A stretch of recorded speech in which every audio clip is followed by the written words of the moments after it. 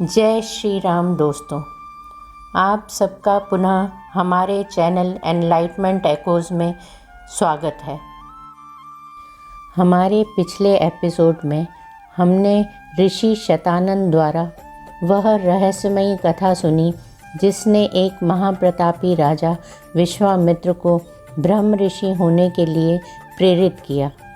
आज के इस एपिसोड में ऋषि शतानंद श्री राम, लक्ष्मण व मिथिला नरेश राजऋषि जनक को विस्तार पूर्वक विश्वामित्र की उस प्रेरणात्मक कथा से अवगत करते हैं जिससे प्रसन्न हो ब्रह्मा जी उन्हें ब्रह्म ऋषि की उपाधि से सुशोभित करते हैं। इससे पहले कि हम आगे बढ़ें, हम आपसे अनुरोध करना चाहते हैं कि कृपया हमारे चैनल को लाइक, सब्सक्राइब और शेयर करें ताकि भगवान राम की यह अद्भुत कहानी सभी तक पहुंच सके। श्री राम तदनंतर विश्वामित्र अपनी पराजय को याद करके मन ही मन संतप्त होने लगे। महात्मा वशिष्ठ के साथ वैर बांधकर महातपस्वी विश्वामित्र बारंबार लंबी सांस खींचते हुए अपनी रानी के साथ दक्षिण दिशा में जाकर अत्यंत उत्कृष्ट एवं भयंकर तपस्या करने लगे। वहाँ मन और इंद्रियों को वश में करके वे फल मूल का आहार करते तथा उत्तम तपस्या में लगे रहते थे। वहीं उनके हविष्पद, मधुष्पद, दृढ़ नेत्र और महारथ नामक 4 पुत्र उत्पन्न हुए जो सत्य और धर्म में तत्पर रहने वाले थे। 1000 वर्ष पूरे हो जाने पर लोक पितामह ब्रह्मा जी ने तपस्या के धनी विश्वामित्र को दर्शन देकर मधुर वाणी में कहा, कुशिक नंदन, तुमने तपस्या के द्वारा राजर्षियों के लोकों पर विजय पाई है। इस तपस्या के प्रभाव से हम तुम्हें सच्चा राजर्षि समझते हैं। यह कहकर संपूर्ण लोकों के स्वामी ब्रह्मा जी देवताओं के साथ स्वर्ग लोक होते हुए ब्रह्मलोक को चले गए। उनकी बात सुनकर विश्वामित्र का मुख लज्जा से कुछ झुक गया। वे बड़े दुख से व्यथित हो दीनतापूर्वक मन ही मन यूँ कहने लगे, ओहो, मैंने इतना बड़ा तप किया तो भी ऋषियों सहित संपूर्ण देवता मुझे राजर्षि ही समझते हैं। मालूम होता है इस तपस्या का कोई फल नहीं हुआ। श्री राम मन में ऐसा सोचकर अपने मन को वश में रखने वाले महातपस्वी धर्मात्मा विश्वामित्र पुनः भारी तपस्या में लग गए। इसी समय इक्ष्वाकु कुल की कीर्ति बढ़ाने वाले एक सत्यवादी और जितेंद्रिय राजा राज्य करते थे। उनका नाम था त्रिशंकु। रघुनंदन, उनके मन में यह विचार हुआ कि मैं ऐसा कोई यज्ञ करूं जिससे अपने इस शरीर के साथ ही देवताओं की परम गति स्वर्ग लोक को जा पहुंचूं। तब उन्होंने वशिष्ठ जी को बुलाकर अपना यह विचार उन्हें कह सुनाया। महात्मा वशिष्ठ ने उन्हें बताया कि ऐसा होना असंभव है। जब वशिष्ठ ने उन्हें कोरा उत्तर दे दिया तब वे राजा उस कर्म की सिद्धि के लिए दक्षिण दिशा में उन्हीं के पुत्रों के पास चले गए। वशिष्ठ जी के वे पुत्र जहाँ दीर्घ काल से तपस्या में प्रवृत्त होकर तप करते थे, उस स्थान पर पहुंचकर महातेजस्वी त्रिशंकु ने देखा कि मन को वश में रखने वाले वे 100 परम तेजस्वी वशिष्ठ कुमार तपस्या में संलग्न हैं। उन सभी महात्मा गुरुपुत्रों के पास जाकर उन्होंने क्रमशः उन्हें प्रणाम किया और लज्जा से अपने मुख को कुछ नीचा किए हाथ जोड़कर उन सब महात्माओं से कहा, गुरुपुत्रों, आप शरणागत वत्सल हैं। मैं आप लोगों की शरण में आया हूँ। आपका कल्याण हो। महात्मा वशिष्ठ ने मेरा यज्ञ कराना अस्वीकार कर दिया है। मैं एक महान यज्ञ करना चाहता हूँ। आप लोग उसके लिए आज्ञा दें। मैं समस्त गुरुपुत्रों को नमस्कार करके प्रसन्न करना चाहता हूँ। आप लोग तपस्या में संलग्न रहने वाले ब्राह्मण हैं। मैं आपके चरणों में मस्तक रखकर यह याचना करता हूँ कि आप लोग एकाग्रचित हो मुझसे मेरी अभीष्ट सिद्धि के लिए ऐसा कोई यज्ञ करावें जिससे मैं इस शरीर के साथ ही देवलोक में जा सकूं। तपोधनो, महात्मा वशिष्ठ के अस्वीकार कर देने पर अब मैं अपने लिए समस्त गुरुपुत्रों की शरण में जाने के सिवा दूसरी कोई गति नहीं देखता। समस्त इक्ष्वाकु वंशियों के लिए पुरोहित वशिष्ठ जी ही परम गति हैं। उनके बाद आप सब लोग ही मेरे परम देवता हैं। रघुनंदन, राजा त्रिशंकु का यह वचन सुनकर वशिष्ठ मुनि के वे 100 पुत्र कुपित हो उनसे इस प्रकार बोले, दुर्बुद्धे, तुम्हारे सत्यवादी गुरु ने जब तुम्हें मना कर दिया है तब तुमने उनका उल्लंघन करके दूसरी शाखा का आश्रय कैसे लिया। समस्त इक्ष्वाकु वंशी क्षत्रियों के लिए पुरोहित वशिष्ठ जी ही परम गति हैं। उन सत्यवादी महात्मा की बात को कोई अन्यथा नहीं कर सकता। जिस यज्ञ कर्म को उन भगवान वशिष्ठ मुनि ने असंभव बताया है उसे हम लोग कैसे कर सकते हैं। नरश्रेष्ठ, तुम अभी नादान हो, अपने नगर को लौट जाओ। पृथ्वीनाथ, भगवान वशिष्ठ तीनों लोकों का यज्ञ कराने में समर्थ हैं, हम लोग उनका अपमान कैसे कर सकेंगे। गुरुपुत्रों का वह क्रोधयुक्त वचन सुनकर राजा त्रिशंकु ने पुनः उनसे इस प्रकार कहा, तपोधनु, भगवान वशिष्ठ ने तो मुझे ठुकरा ही दिया था।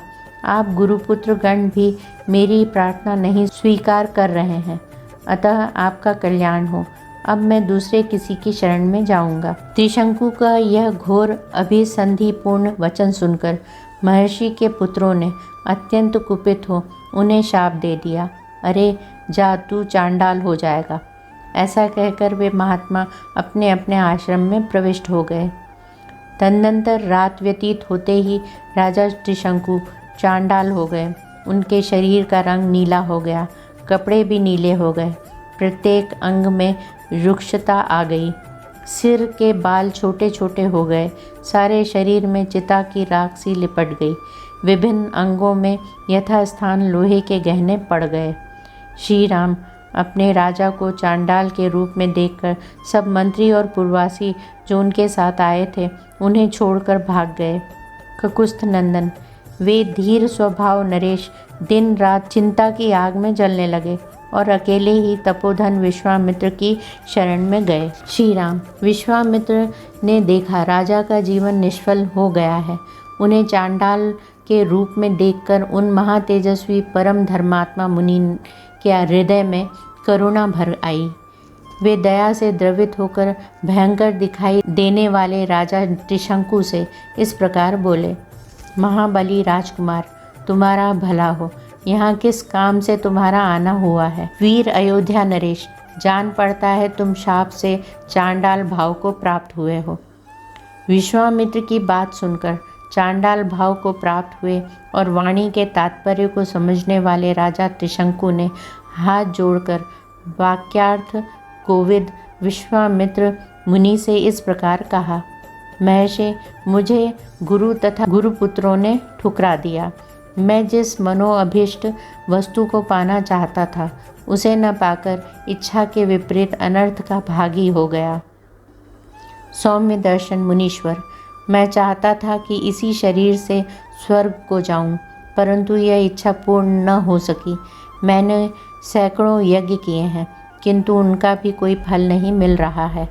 सौम्य, मैं क्षत्रिय धर्म की शपथ खाकर आपसे कहता हूँ कि बड़े से बड़े संकट में पड़ने पर भी न तो पहले कभी मैंने मिथ्या भाषण किया है और न भविष्य में ही कभी करूँगा।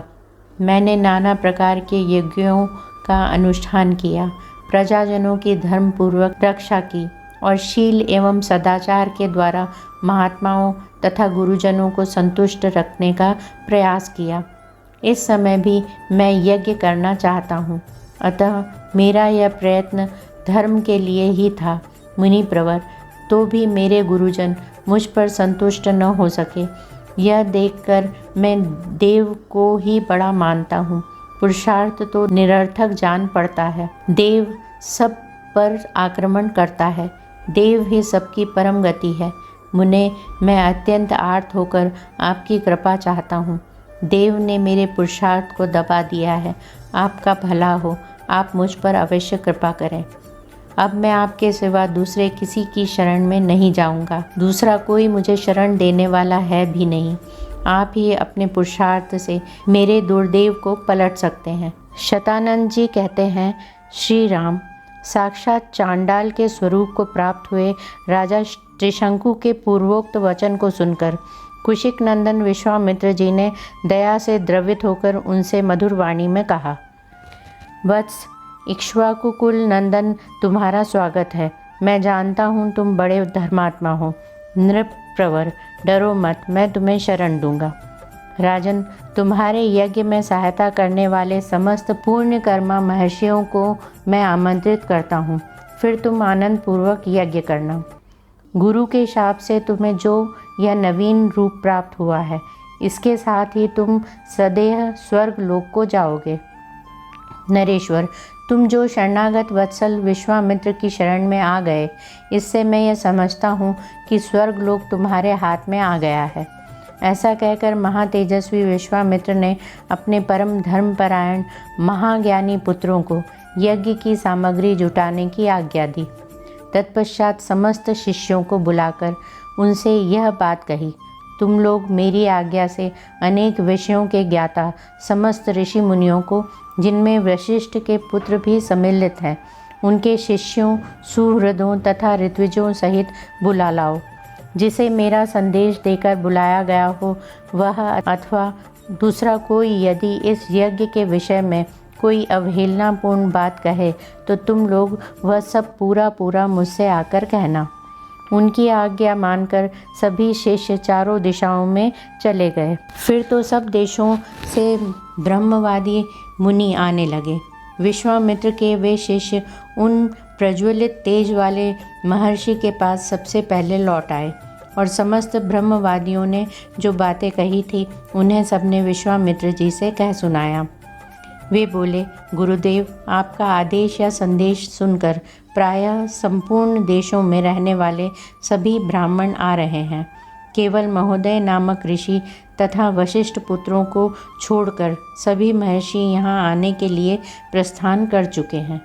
मुनि श्रेष्ठ, वशिष्ठ के जो 100 पुत्र हैं, उन सब ने क्रोध भरी वाणी में जो कुछ कहा है वह सब आप सुनिए।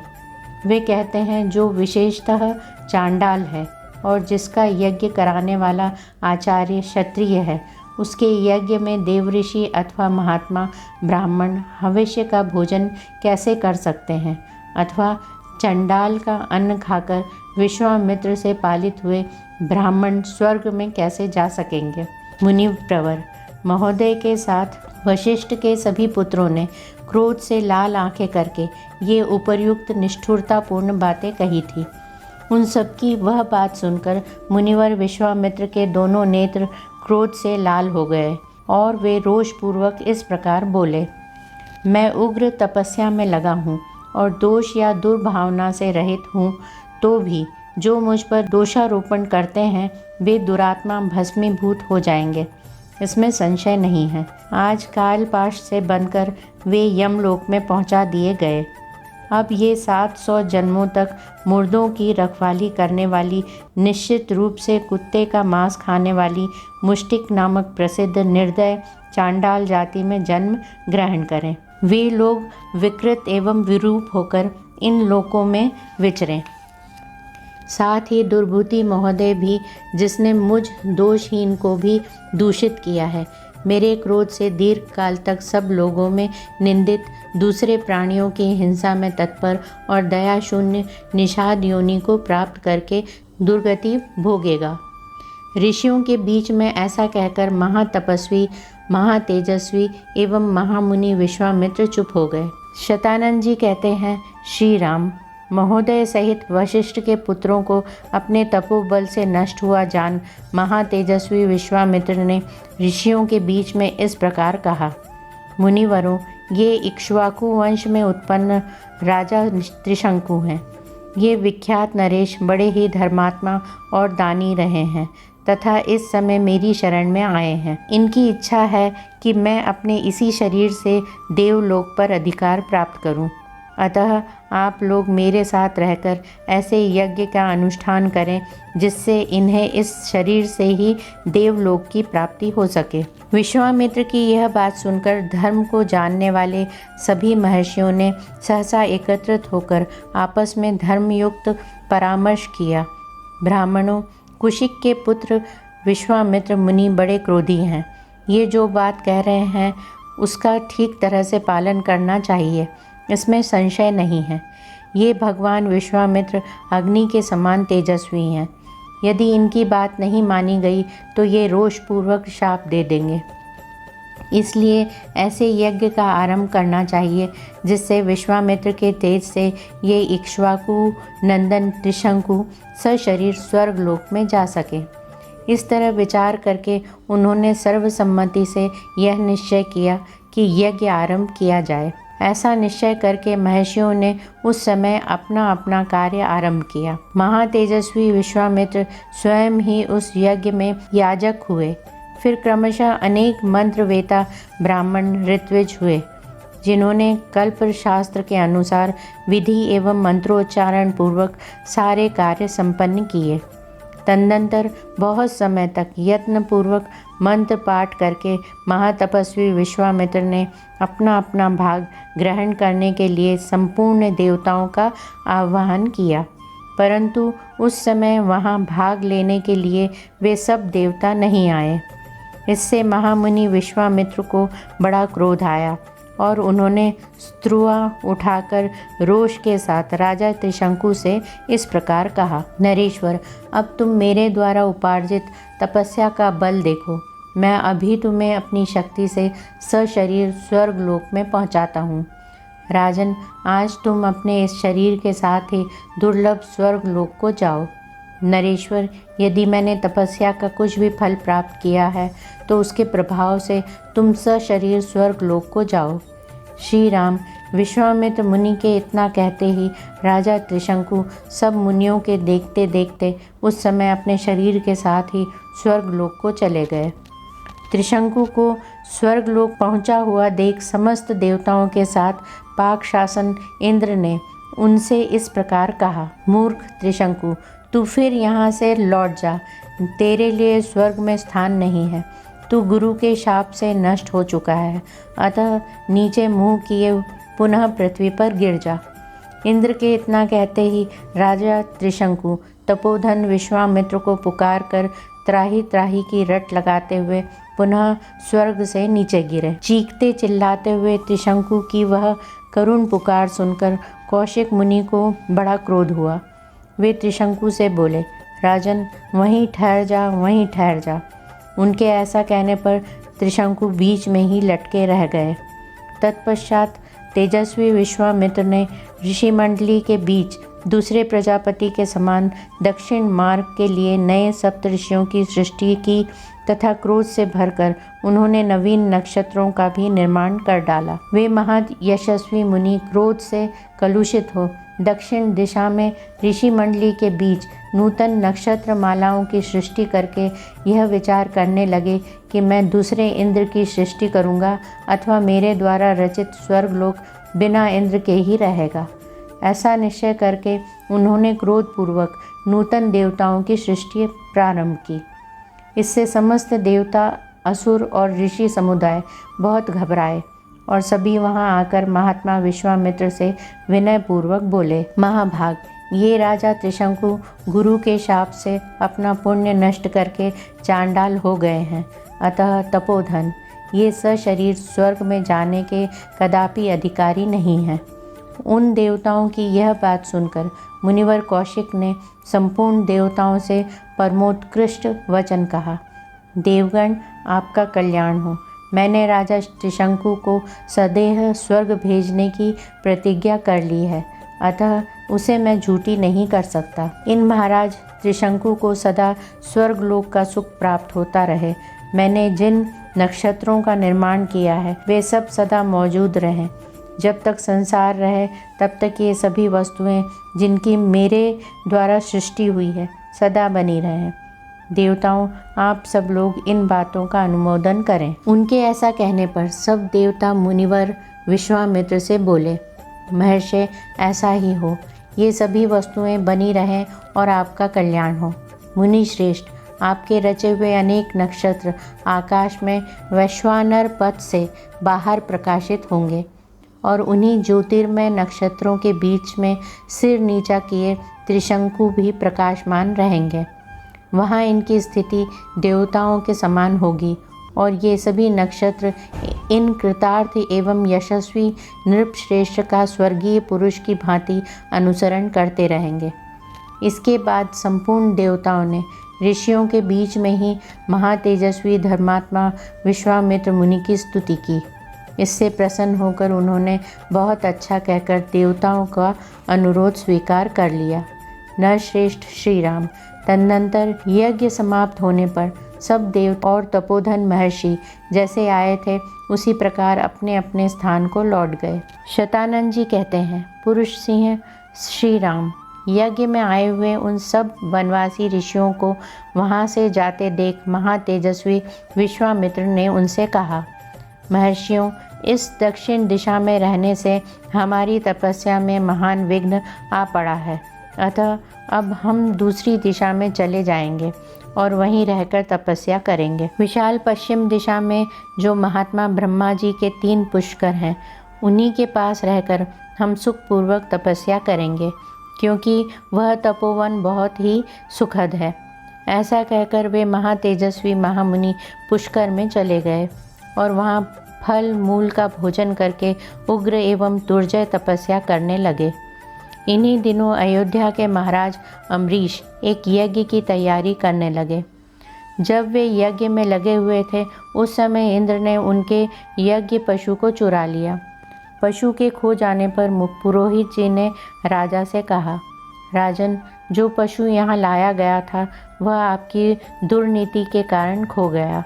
नरेश्वर, जो राजा यज्ञ पशु की रक्षा नहीं करता उसे अनेक प्रकार के दोष नष्ट कर डालते हैं। पुरुष प्रवर, जब तक कर्म का आरंभ होता है उसके पहले ही खोए हुए पशु की खोज कराकर उसे शीघ्र यहाँ ले आओ, अथवा उसके प्रतिनिधि रूप से किसी पुरुष पशु को खरीद लाओ। यही इस पाप का महान प्रायश्चित है। पुरोहित की यह बात सुनकर महाबुद्धिमान पुरुष श्रेष्ठ राजा अम्बरीश ने हजारों गौओं के मूल्य पर खरीदने के लिए एक पुरुष का अन्वेषण किया। तात रघुनंदन, विभिन्न देशों, जनपदों, नगरों, वनों तथा पवित्र आश्रमों में खोज करते हुए राजा अम्बरीश भृगुतुंग पर्वत पर पहुँचे और वहाँ उन्होंने पत्नी तथा पुत्रों के साथ बैठे हुए ऋचिक मुनि का दर्शन किया। अमित कांतिमान एवं महातेजस्वी राजश्री अम्बरीश ने तपस्या से उद्दीप्त होने वाले महर्षि ऋचिक को प्रणाम किया और उन्हें प्रसन्न करके कहा। पहले तो उन्होंने ऋचिक मुनि से उनकी सभी वस्तुओं के विषय में कुशल समाचार पूछा। उसके बाद इस प्रकार कहा, महाभाग भृगुनंदन, यदि आप 1 लाख गौएं लेकर अपने एक पुत्र को पशु बनाने के लिए बेचें तो मैं कृतकृत्य हो जाऊंगा। मैं सारे देशों में घूम आया परंतु कहीं भी यज्ञोपयोगी पशु नहीं पा सका, अतः आप उचित मूल्य लेकर यहाँ मुझे अपने एक पुत्र को दे दीजिए। उनके ऐसा कहने पर महातेजस्वी ऋचिक बोले, नरश्रेष्ठ, मैं अपने ज्येष्ठ पुत्र को किसी तरह नहीं बेचूंगा। ऋचिक मुनि की बात सुनकर उन महात्मा पुत्रों की माता ने पुरुष सिंह अम्बरीश से इस प्रकार कहा, प्रभु, भगवान भार्गव कहते हैं कि ज्येष्ठ पुत्र कदापि बेचने योग्य नहीं है, परंतु आपको मालूम होना चाहिए कि जो सबसे छोटा पुत्र शुनक है वह मुझे भी बहुत ही प्रिय है। अतः पृथ्वीनाथ, मैं अपना छोटा पुत्र आपको कदापि नहीं दूंगी। नरश्रेष्ठ, प्रायः जेठे पुत्र पिताओं को प्रिय होते हैं और छोटे पुत्र माताओं को, अतः मैं अपने कनिष्ठ पुत्र की अवश्य रक्षा करूंगी।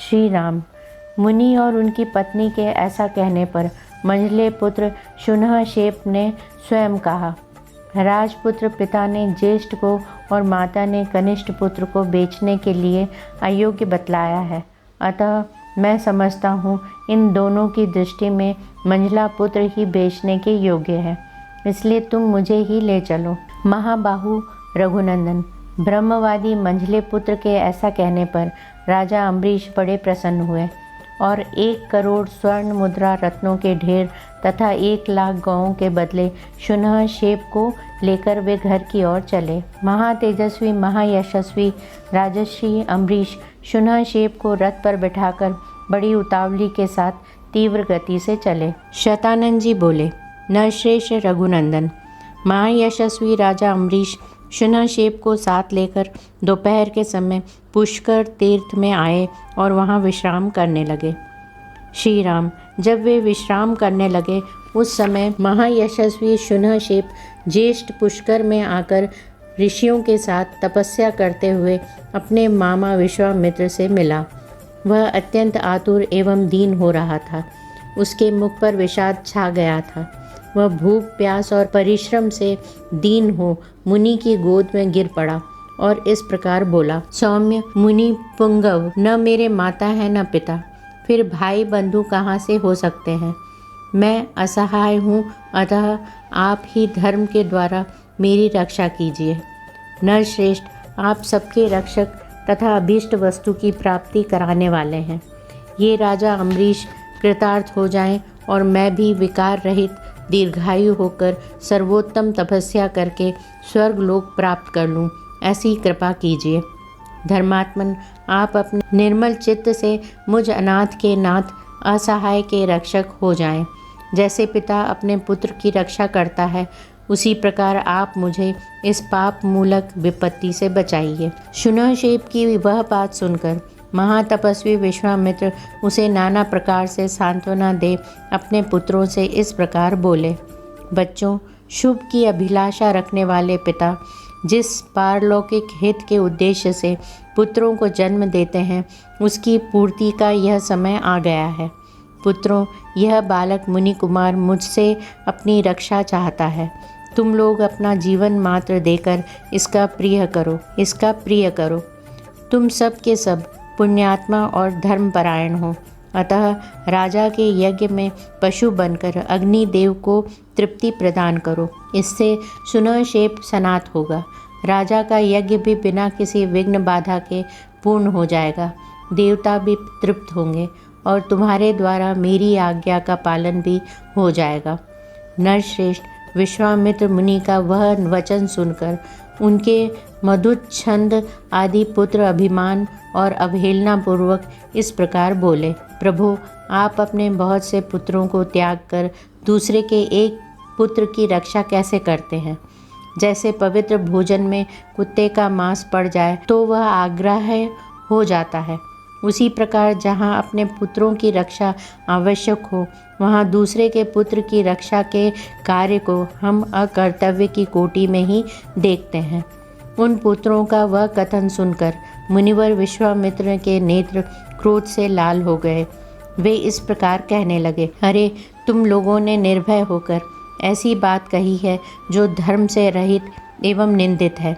मेरी आज्ञा का उल्लंघन करके जो यह दारुण एवं रोमांचकारी बात तुमने मुंह से निकाली है, इस अपराध के कारण तुम सब लोग भी वशिष्ठ के पुत्रों की भांति कुत्ते का मांस खाने वाली मुष्टिक आदि जातियों में जन्म लेकर पूरे 1000 वर्ष तक इस पृथ्वी पर रहोगे।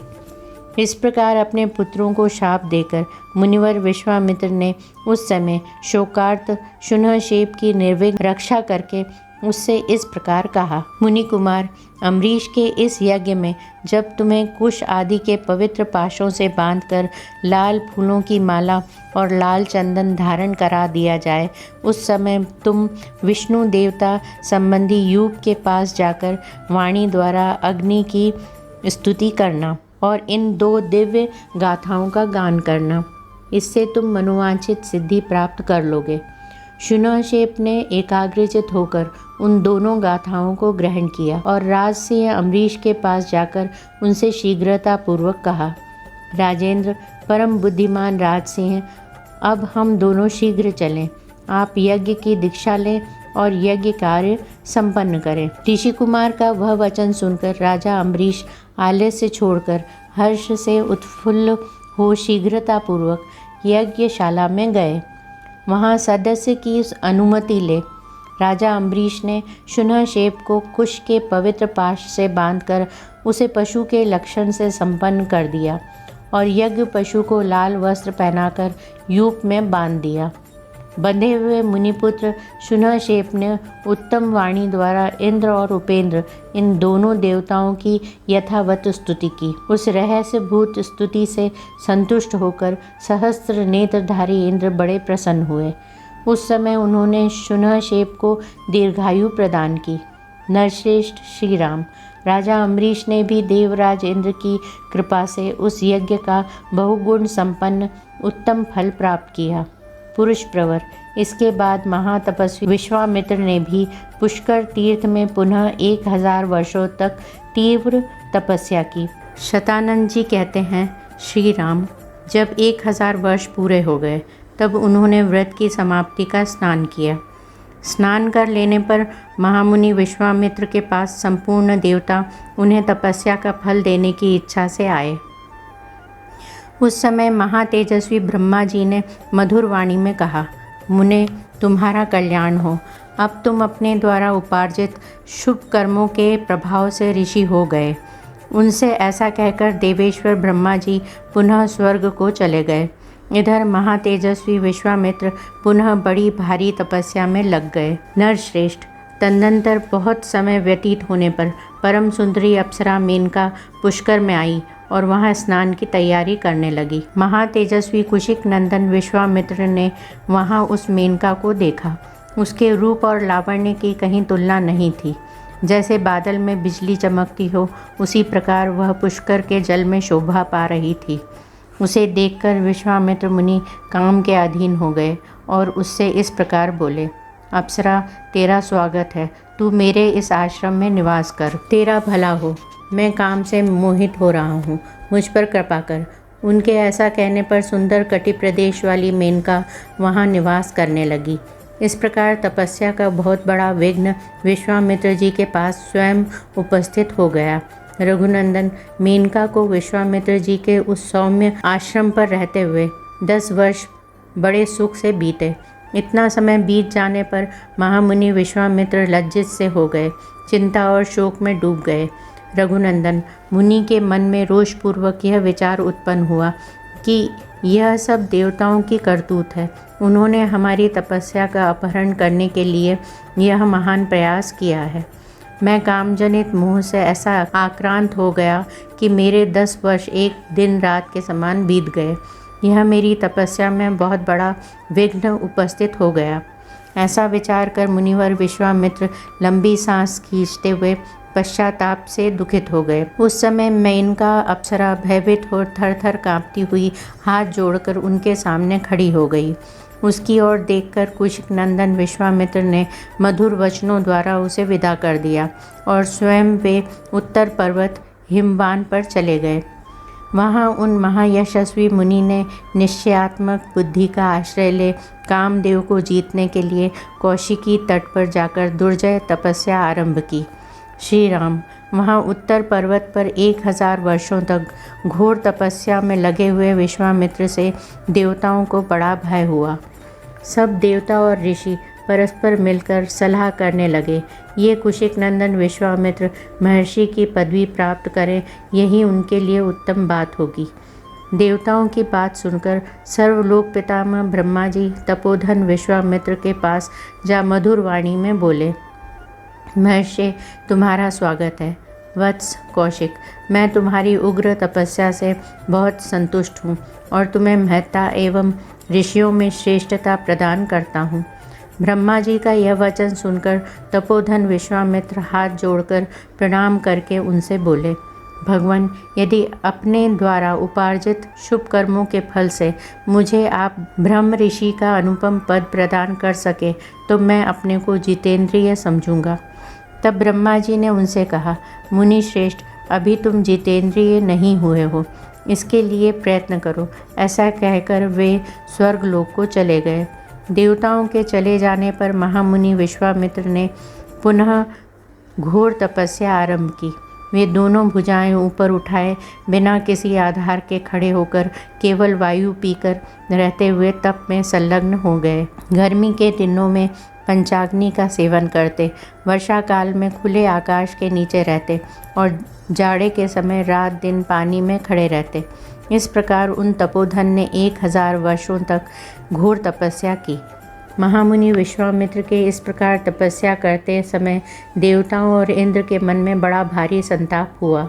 समस्त मरुदगणों सहित इंद्र ने उस समय रंभा अप्सरा से ऐसी बात कही, जो अपने लिए हितकर और विश्वामित्र के लिए अहितकर थी। इंद्र बोले, रंभे, देवताओं का एक बहुत बड़ा कार्य उपस्थित हुआ है, इसे तुम्हें ही पूरा करना है। तू महर्षि विश्वामित्र को इस प्रकार लुभा जिससे वे काम और मोह के वशीभूत हो जाएं। श्री राम, बुद्धिमान इंद्र के ऐसा कहने पर वह अप्सरा लज्जित हो हाथ जोड़कर देवेश्वर इंद्र से बोली, सुरपते, ये महामुनि विश्वामित्र बड़े भयंकर हैं। देव, इसमें संदेह नहीं, ये मुझ पर भयानक क्रोध का प्रयोग करेंगे। अतः देवेश्वर, मुझे उनसे बड़ा डर लगता है, आप मुझ पर कृपा करें। श्री राम, डरी हुई रंभा के इस प्रकार भयपूर्वक कहने पर सहस्त्र नेत्रधारी इंद्र हाथ जोड़कर खड़ी और थर थर काँपती हुई रंभा से इस प्रकार बोले, रंभे, तू भय न कर, तेरा भला हो, तू मेरी आज्ञा मान ले।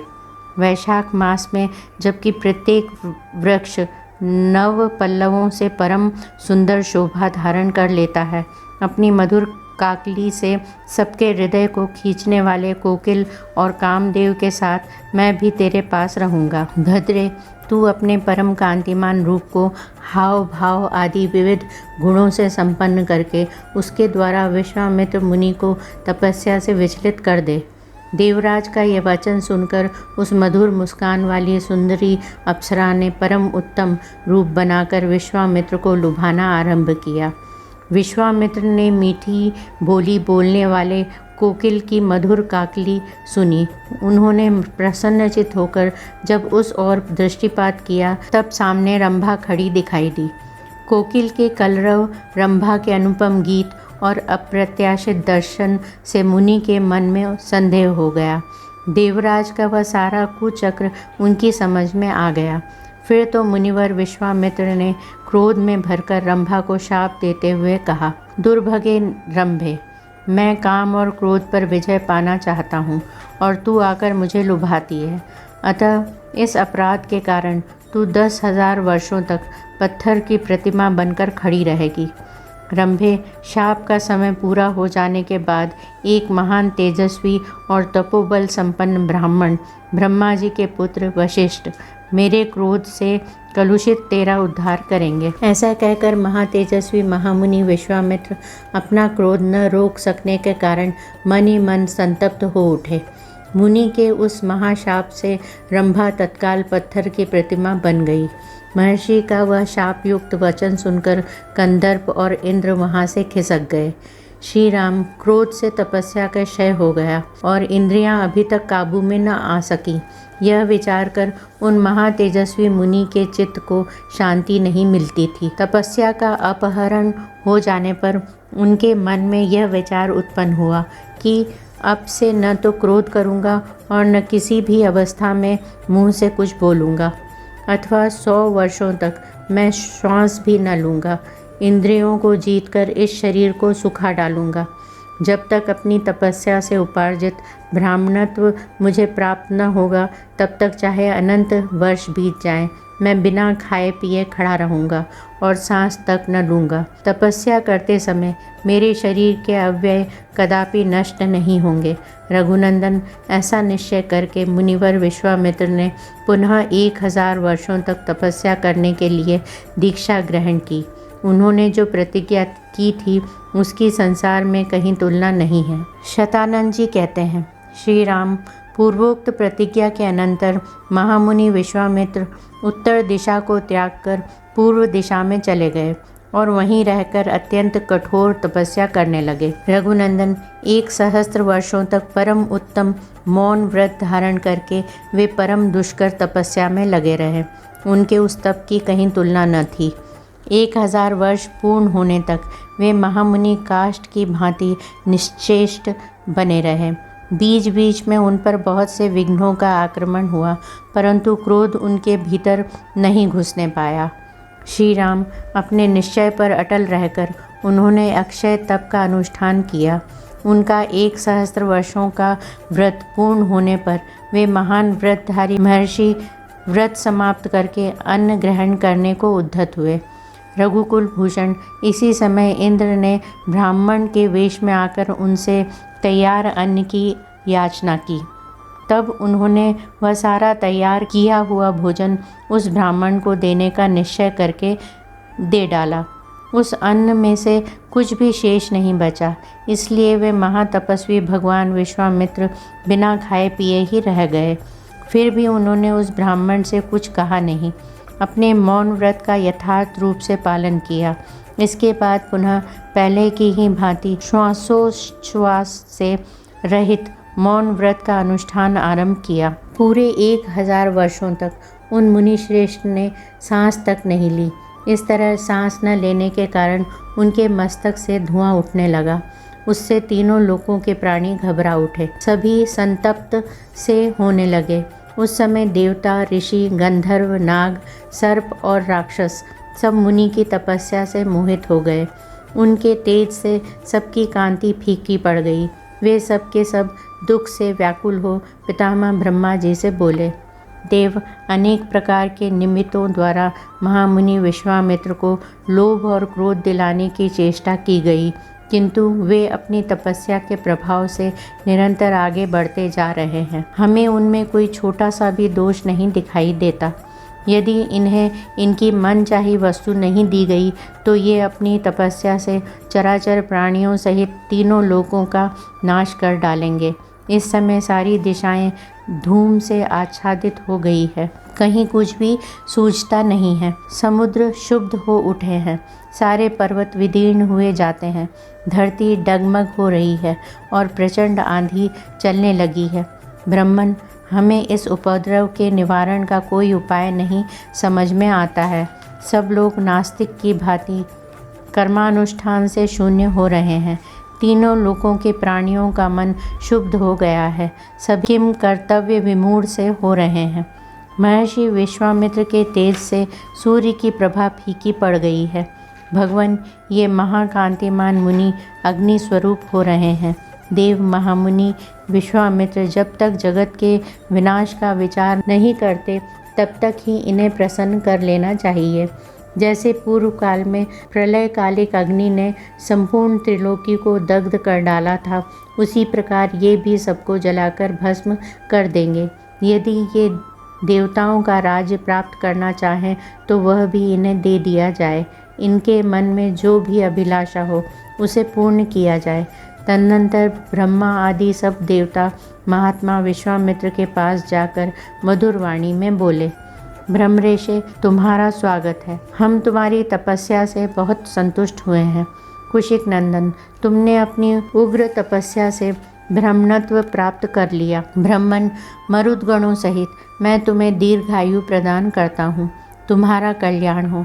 सौम्य, तुम मंगल के भागी बनो और तुम्हारी जहाँ इच्छा हो वहाँ सुखपूर्वक जाओ।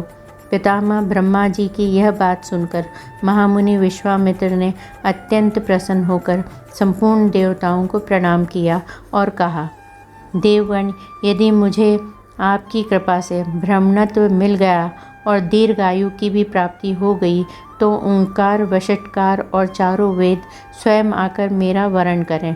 इसके सिवा जो क्षत्रिय वेद, धनुर्वेद आदि तथा ब्रह्मवेद, ऋक् आदि चारों वेद ये ज्ञाताओं में भी सबसे श्रेष्ठ हैं। वे ब्रह्मपुत्र वशिष्ठ स्वयं आकर मुझसे ऐसा कहें कि तुम ब्राह्मण हो गए। यदि ऐसा हो जाए तो मैं समझूंगा कि मेरा उत्तम मनोरथ पूर्ण हो गया। इस अवस्था में आप सभी श्रेष्ठ देवगण यहाँ से जा सकते हैं। तब देवताओं ने मंत्र जप करने वालों में श्रेष्ठ वशिष्ठ मुनि को प्रसन्न किया। इसके बाद ब्रह्मऋषि वशिष्ठ ने एवमस्तु कहकर विश्वामित्र का ब्रह्मऋषि होना स्वीकार कर लिया और उनके साथ मित्रता स्थापित कर ली। मुने, तुम ब्रह्मऋषि हो गए इसमें संदेह नहीं है। तुम्हारा सब ब्राह्मणोचित सत्कार संपन्न हो गया। ऐसा कहकर संपूर्ण देवता जैसे आए थे वैसे लौट गए। इस प्रकार उत्तम ब्राह्मणत्व प्राप्त करके धर्मात्मा विश्वामित्र जी ने भी मंत्र जप करने वालों में श्रेष्ठ ब्रह्मऋषि वशिष्ठ का पूजन किया। इस तरह अपना मनोरथ सफल करके तपस्या में लगे रहकर ही ये संपूर्ण पृथ्वी पर विचरने लगे। श्री राम, इस प्रकार कठोर तपस्या करके इन महात्मा ने ब्राह्मणत्व प्राप्त किया। रघुनंदन, ये विश्वामित्र जी समस्त मुनियों में श्रेष्ठ हैं। ये तपस्या के मूर्तिमान स्वरूप हैं, उत्तम धर्म के साक्षात विग्रह हैं और पराक्रम की परम निधि हैं। ऐसा कहकर महातेजस्वी विप्रवर शतानंद जी चुप हो गए। शतानंद जी के मुख से यह कथा सुनकर महाराज जनक ने श्री राम और लक्ष्मण के समीप विश्वामित्र जी से हाथ जोड़कर कहा, मुनि प्रवर कौशिक, आप ककुस्थकुल नंदन श्री राम और लक्ष्मण के साथ मेरे यज्ञ में पधारें। इससे मैं धन्य हो गया। आपने मुझ पर बड़ी कृपा की। महामुने ब्रह्मन, आपने दर्शन देकर मुझे पवित्र कर दिया। आपके दर्शन से मुझे बड़ा लाभ हुआ। अनेक प्रकार के गुण उपलब्ध हुए। ब्रह्मन, आज इस सभा में आकर मैंने महात्मा राम तथा अन्य सदस्यों के साथ आपके महान तेज प्रभाव का वर्णन सुना है। बहुत से गुण सुने हैं। ब्राह्मण, शतानंद जी ने आपके महान तप का वृत्तांत विस्तार पूर्वक बताया है। कुशिक नंदन, आपकी तपस्या अप्रमेय है, आपका बल अनंत है तथा आपके गुण भी सदा ही माप और संख्या से परे हैं। प्रभु, आपकी आश्चर्यमयी कथाओं के श्रवण से मुझे तृप्ति नहीं होती है, किंतु मुनि श्रेष्ठ, यज्ञ का समय हो गया है। सूर्य देव ढलने लगे हैं। जप करने वालों में श्रेष्ठ महातेजस्वी मुने, आपका स्वागत है। कल प्रातःकाल फिर मुझे दर्शन दें। इस समय मुझे जाने की आज्ञा प्रदान करें। राजा के ऐसा कहने पर मुनिवर विश्वामित्र जी मन ही मन बड़े प्रसन्न हुए। उन्होंने प्रीति युक्त नरश्रेष्ठ राजा जनक की प्रशंसा करके शीघ्र ही उन्हें विदा कर दिया। उस समय मिथिलापति विदेहराज जनक ने मुनि श्रेष्ठ विश्वामित्र से पूर्वोक्त बात कहकर उपाध्याय और बंधु बांधवों के साथ उनकी शीघ्र ही परिक्रमा की। फिर वहाँ से वे चल दिए। तत्पश्चात धर्मात्मा विश्वामित्र भी महात्माओं से पूजित होकर श्री राम और लक्ष्मण के साथ अपने विश्राम स्थान पर लौट आए।